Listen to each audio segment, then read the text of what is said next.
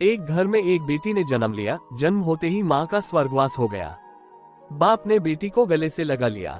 रिश्तेदारों ने लड़की के जन्म से ही ताने मारने शुरू कर दिए कि पैदा होते ही माँ को खा गई मनहूस। पर बाप ने कुछ नहीं कहा। अपनी बेटी का पालन पोषण शुरू किया। खेत में काम करता और बेटी को भी खेत ले जाता, काम भी करता और भागकर बेटी को भी संभालता।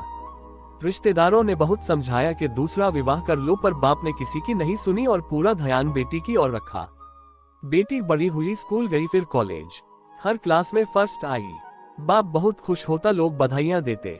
बेटी अपने बाप के साथ खेत में काम करवाती, फसल अच्छी होने लगी। रिश्तेदार ये सब देखकर चिढ़ गए। जो उसको मनहूस कहते थे वो सब चिढ़ने लग गए। लड़की एक दिन अच्छा पढ़ लिख कर पुलिस में एसपी बन गई। एक दिन किसी मंत्री ने उसको सम्मानित करने का फैसला लिया और समागम का बंदोबस्त करने के आदेश दिए। समागम उनके ही गांव में रखा गया। मंत्री ने समागम में लोगों को समझाया कि बेटा बेटी में फर्क नहीं करना चाहिए। बेटी भी वो सब कर सकती है जो बेटा कर सकता है। भाषण के बाद मंत्री ने लड़की को स्टेज पर बुलाया और कुछ कहने को कहा। लड़की ने माइक पकड़ा और कहा, मैं आज जो भी हूँ अपने बाबुल पिता की वजह से हूँ, जो लोगों के ताने सहकर भी मुझे यहाँ तक ले आए। मेरे पालन पोषण के लिए दिन रात एक कर दिया। मैंने माँ नहीं देखी और न ही कभी पिता से कहा कि माँ कैसी थी, क्योंकि अगर मैं पूछती तो बाप को लगता कि शायद मेरे पालन पोषण में कोई कमी रह गई। मेरे लिए मेरे पिता से बढ़कर कुछ नहीं।